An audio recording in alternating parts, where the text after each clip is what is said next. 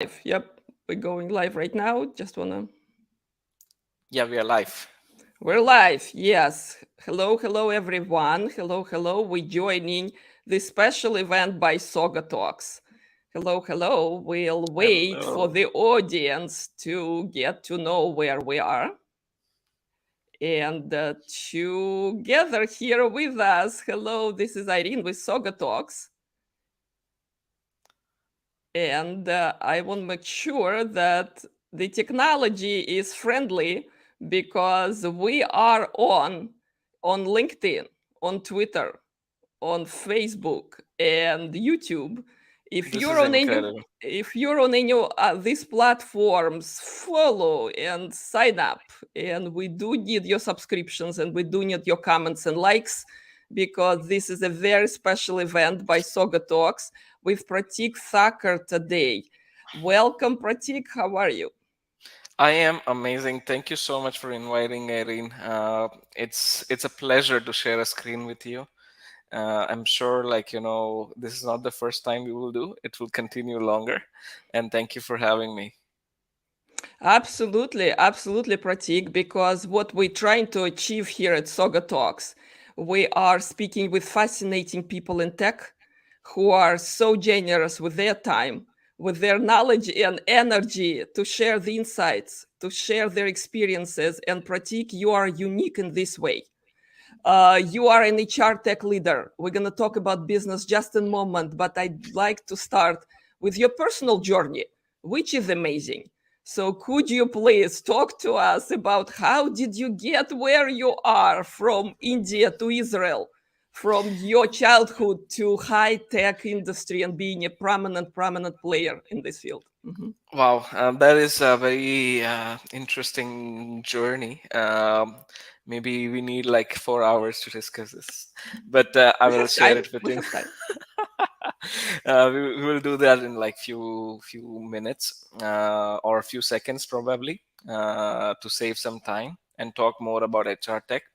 So my journey, I was born and brought up in Mumbai, India, in a middle class family where everything is like tough. I was not rich. But I had that passion. My father was like a businessman, so he always inspired me to actually be an entrepreneur. So the mindset in the family was there from day one. So journey started as like an entrepreneur at the age of 12, I guess. Then it continued into multiple businesses that I did along the way, while I was also, learning and doing some internships and so on and so forth. Eventually, I met my wife when I was 16. Her name is Nancy. It's high school sweetheart. Since then, we are together. It's been almost 16 years we are together. She's a Jewish girl from India, Mumbai, and we got married because she was working in a Lal Airlines, and she was traveling to Israel a lot frequently. So we thought of moving here, and so this is like, journey, because Nancy inspired me to move here because I was very much passionate about entrepreneurship, technology, and my love for innovation. So I thought that Israel would be the best place to build our careers. It's been almost a decade now that I'm in Israel, so I call myself more Israeli than Indian now. I think all of the achievements I had in past few years is because of few factors. One of the reason is my wife, definitely. The second one is, like, you become what you are part of. The society here, or the community of entrepreneurs here, have inspired me. I learned a lot while my journey here as an entrepreneur. So if you are part of an amazing group who is already successful, you will be the next one. So that's how the culture is in Israeli startup scene. So this is my journey. So at the moment, I have two companies that I'm focused on. One is Webzoli. We are into outsourcing, where we outsource customer support, sales development, digital marketing, web and app development. So we help them outsource in India. And the second is Teslify. Teslify is an HR tech tool helping HR predict who to hire. It's a talent assessment platform, reducing almost 75 to 80% of your time and predicts who you can actually hire. So maybe I'll emphasize in 10 more seconds on what it can do for you in at scale. So let's say you're hiring for a position, okay? And you get like 200 resumes. How do you filter down 200 resumes? It takes like almost whole day or maybe more to go over each and every resume and check candidate is relevant or not, and then make a phone call and see if it is able to speak good, if it's relevant. So it takes so much time, hours from HR, and still the data, it's not a data driven decision. It's like, guesswork. What we do is remove the guesswork out of the HR process and help you make a data driven decision. So that's what we are trying to solve. It's been amazing journey so far with Teslify. We have customers all over the globe, and we are loving it. By the end of the show, if you listen to us by end of the show, I'll give you a special offer about Teslify. So stay tuned, and if you have comments or questions along the way, feel free to put it down in the chat and I'll be happy to answer as well. Pratik, let's take a step back. I know you're passionate about Teslify, and it is an amazing platform. I do want to learn more. I know at the end of this talk, people will know, right, how to reach you and how to get access to the platform. Why don't we go broad right now on HR tech trends, as we announced? Yes. Because it's at the heart of any enterprise operations. It is at the heart of any company, frankly. Hmm. We know that the hiring process, the onboarding process, and even exit process affects all of us for the rest of our work career. Don't you find this relevant to anything and everything we do on workspace? Imagine, like, world without technology. Okay. It's kind of impossible. Previously, we having a conversation like this was not possible. We are right now talking live. You are in United States, I am in Israel. People around the globe listening to us, it's because of technology. And technology has impacted each and every industry we have. Also, when it comes to, like, HR, think about, like, hiring a people or person in 2000, like 20 years ago. It was like, so much different process than we have today. We have, like, schedulers that will help you schedule interviews. You have phone calls, which is so much easier. You have email. You have so much things which goes around technology, which enables you to make the smoother process, right? So definitely HR tech, and the innovation have increased in recent years, and in 2025 it will be like even incredible. Almost everything will be done through AI, and artificial intelligence will also, like, not just help you predict who to hire, will do the whole process in an automated manner, which will save like tons of time, revenue, and it will be like data driven, so there's no margin of error. So that's what I feel like. The technology is a gift that we all have. When it comes to, like, technology in HR, it has like all of the standard which you mentioned in terms of hiring process, okay, onboarding, then, like, making sure your employees are happy, they're treated well, they are given raised if they are, like, performing well, the happiness factor, or like employee engagement factor. If something is not working out between employer and employee, how does the firing process look like, by process, or whatever you can call it as, right? It is the most toughest one, because we are in a world where we buy everything online, right? And if you don't do, like, let's say if you hire someone, okay, and if you let go that person for some reason in bad faith, that person will, like, harm your or damage your reputation online, right? So there are now tools available where they can put a review about your company. And let's say a new employee comes to your company for an interview. Before signing the contract, he will review about your company, and if it's not good, your digital reputation is not good, probably he won't sign. He will choose another competitor of yours, or another company who is giving a better deal, a better work culture for that person. So yes, it's so much wide we can talk about. Is there anything specific that Irene, you want me to emphasize on? Absolutely. I'm reading fun articles and bunch of resources now because again, HR tech is at the heart of technology conversation, whatever you're interested in. So to me, this new Gen Z, not new, but prominent Gen Z generation is taking huge part in workforce, and they are spoiled.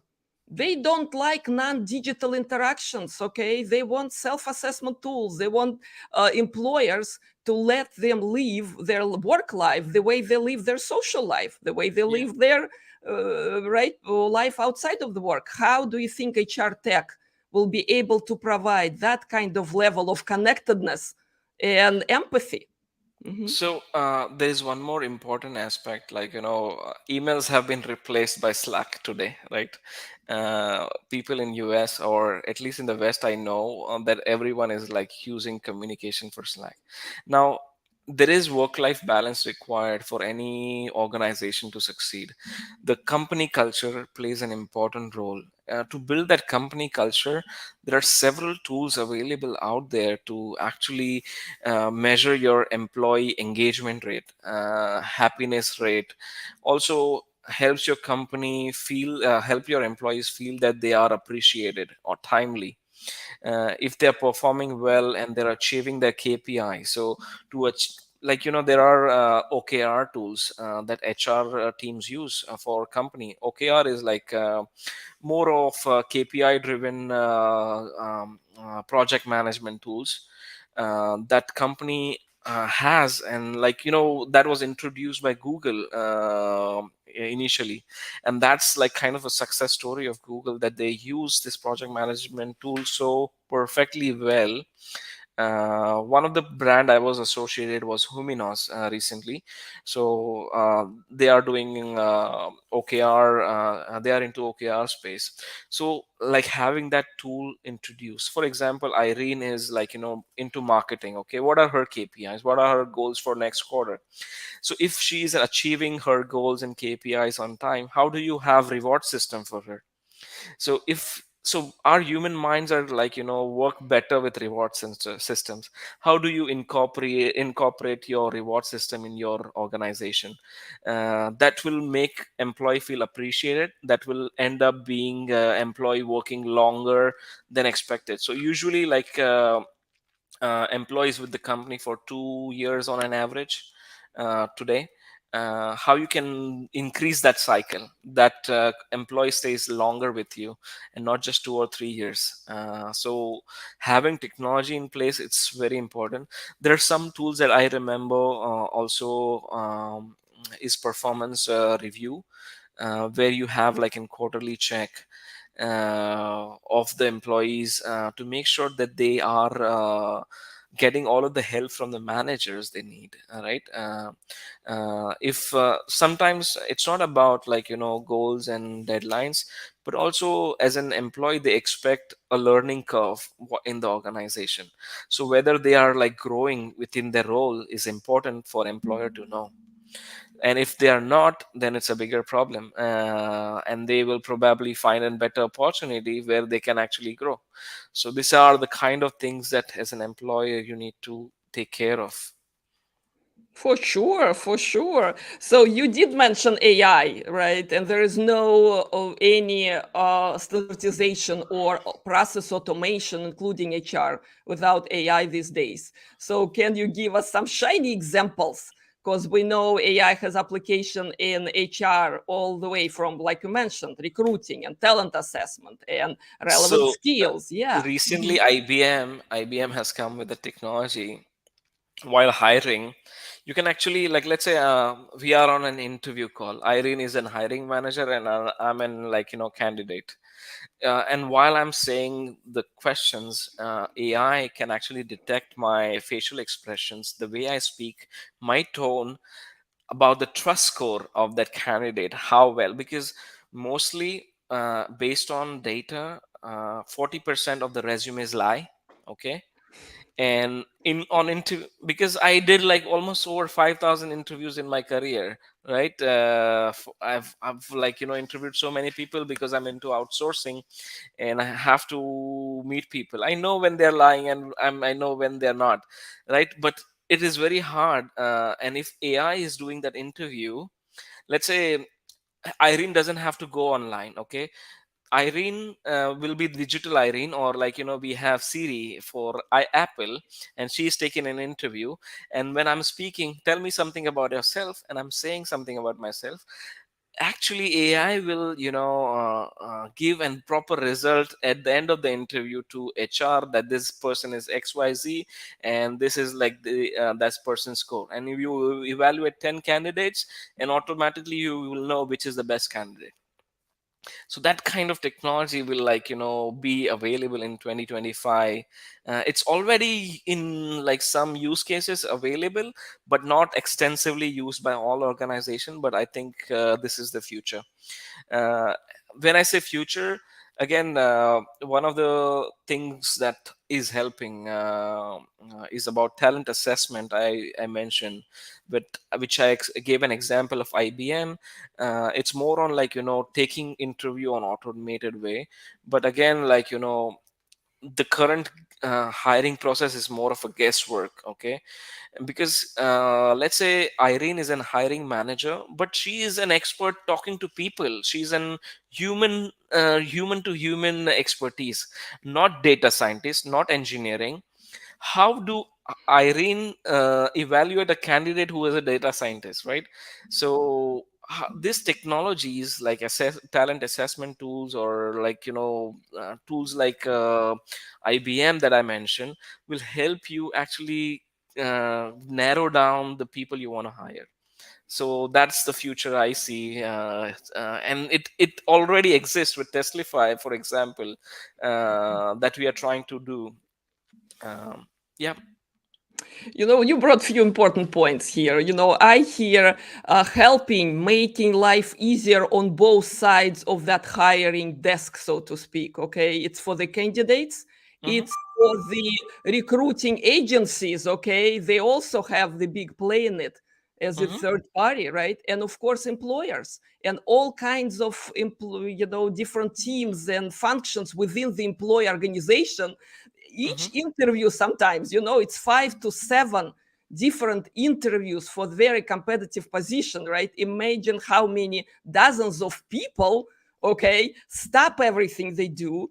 And we've been in this situation, for sure. You have to break your day right into and dedicate some part to it. So what I hear is amazing news coming, that this process not only being streamlined, but being more fair, hopefully being more productive on both sides. Mhm. So problem is a lot of interviews, and it's a fact. Okay.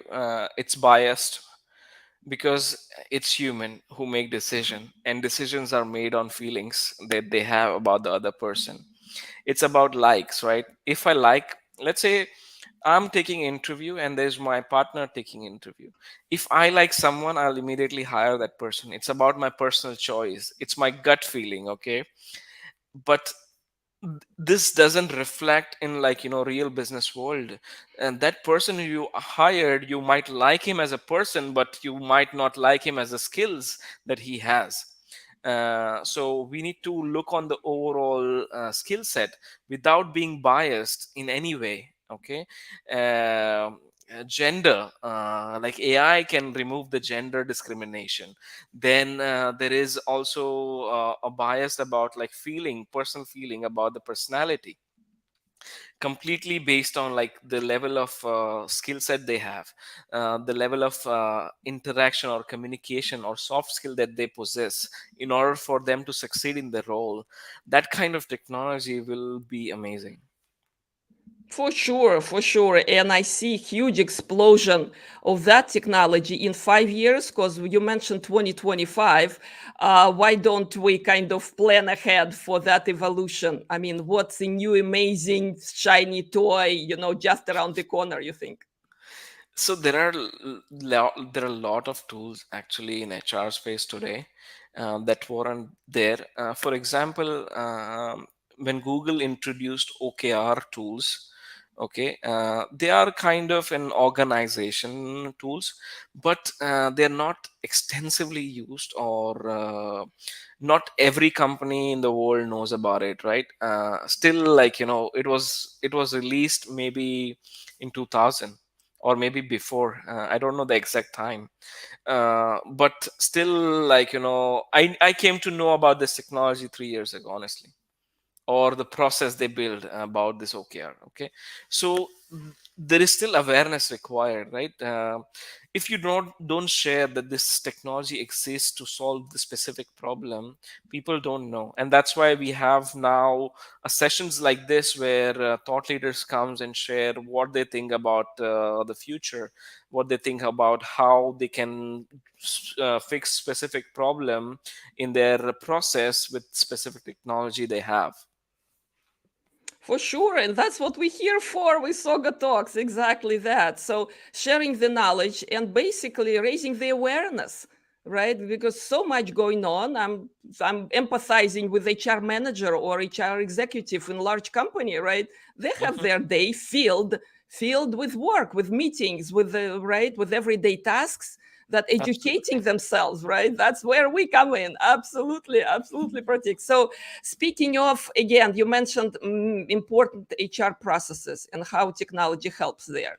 I still want to emphasize these are all highly, highly sensitive areas, and we all remember through our work career, right, how it went with particular company. Okay, sometimes we Mhm. feel excited, encouraged, and sometimes we feel very discouraged. So you mentioned the reputation of the company. What HR leaders should do today, you think, to jump on that wagon and to take advantage of HR tech available?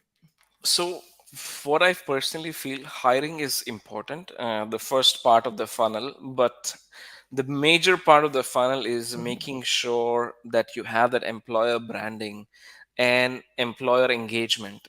When I say employer engagement and branding, first of all, HR has to not just focus on just hiring new people, but also making sure that who is already hired is happy and is staying with you longer and longer. So you can, like, focus on building the great company culture. That should be like number one priority. Let me give you an example. Okay, in today's world, I see a lot of companies or startup who raise bigger investment rounds. They hire like crazy. Let's say if I'm getting a salary of $10,000 or $5,000 a month, other startup will offer like $10,000. They will give 100% raise, or 80% raise, or 50% raise to acquire a talent from other company. Okay, now think about, if the same company who that person is working for, and if that person is doing amazing job, why can't company give like at least 20% raise, so that before even he asks for a raise, okay, before he thinks of switching the company, that makes employee feel appreciated, and that will create a loyal employee, and he won't even think of like 40-50% raise if you gave him in advance, right? So that's the kind of psychology change which is required. Now, there are a lot of things that you can do in order for you to fix your employer branding. So LinkedIn is the biggest place, I would say, that you should focus on, because anything which you are going to do or you're doing exists on LinkedIn. Majority of the hiring, majority of the employer branding, or sales or marketing, or anything which you do in your business is done through LinkedIn today. And you need to make sure your reputation on LinkedIn is like, par excellence. Okay, when somebody lands on your company page, they should have say, wow, I want to work here. That's the kind of feeling you have to create. So you can start with, like, testimonials of your current employees. You have to do like once a week. leveraging this community, this network of individuals who are looking for a job. They need to feel that people have an amazing work life balance in this company that will attract newer talent without you having to spend more and more energy on hiring new talent. People will actually want to work with you. That's the kind of branding you want to create. Now, when I say about branding, it's equally important to have that work-life balance. There are a lot of tools available today. Companies are much more adaptable towards work-life balance. Hybrid models have came into place after the COVID kick in. I think technology is a great thing where each and every part of the funnel has specific technology that you can have, right?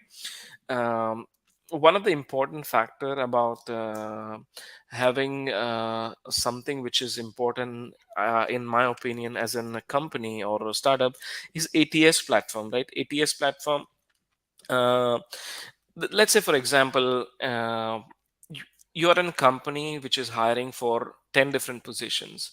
So you might receive 1,000 applicants in a 1 month. Okay, how do you treat that data? Okay, not everyone you will hire, right? Almost you will hire 10 people out of 1,000. That's 1%, or maybe not even 1%, 0.01%. Okay. uh, Now, all of these people who are not hired, how you are treating them, this is important. Technology can help them get proper answer and response from HR. Usually what happens, or what was happening in the past, they were not hearing back from HR, right? They applied for a job, at least say yes, no, what it is, right? If they took an interview, they don't get back to them, right? It's so unprofessional. So this technology can automate this for you, right? If somebody is rejected, and if, let's say, you interviewed 50 people and you hired one person, you just mark that position as hired. Automatically system will send an email to all 50 that this position has been filled, and we will reach out to you in the future, and good luck, blah blah blah. Okay, this is important, and they won't have any negative reputation of the company in their mind, and they will apply next time, or else you lose them forever. So this is something important. Absolutely. And again, you stepped into another critical point, okay? Because everyone been in these shoes. When you don't hear, you invested in company, you not only applied, right? You thought about very customized application, right? You went through the thinking process. You prepared for that interview, right? Hours and hours of work and energy. And usually, people can't do anything else that day. So the whole productive day went down that channel, and you don't hear anything back.